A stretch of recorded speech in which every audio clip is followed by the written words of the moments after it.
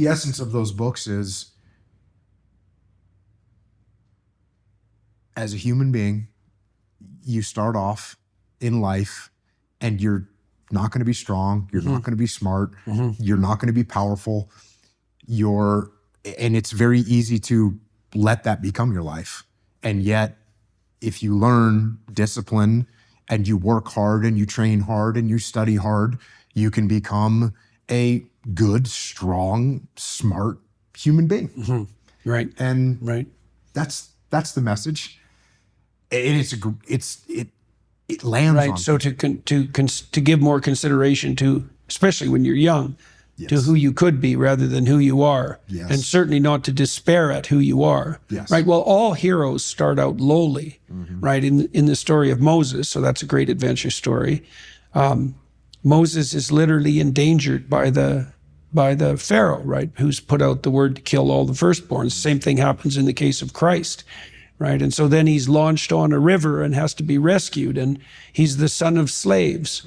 And then in the gospel story, you have exactly the same motif.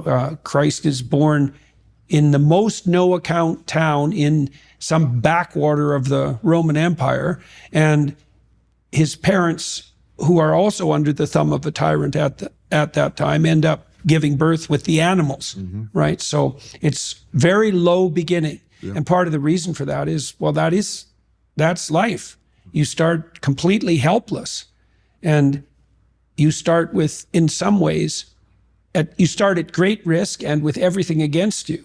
And so then the question is, well, what the hell do you do about that? And certainly in the story of Abraham, for example, so he's the father of nations, let's say, Abraham, he listens to the beckoning call of adventure and goes out and voluntarily confronts the difficulties of his life and makes the sacrifices along the way. And he's promised an eternal future of infinite abundance in consequence, right? There's the idea being that if you forge an alliance with a spirit that calls you to develop, to push yourself beyond your limits, if you occupy that space, then God will be with you, so to speak, and no one can stand in front of you, and you'll be successful, and so will your descendants, and your reputation will grow, and abundance will come to everyone, right? So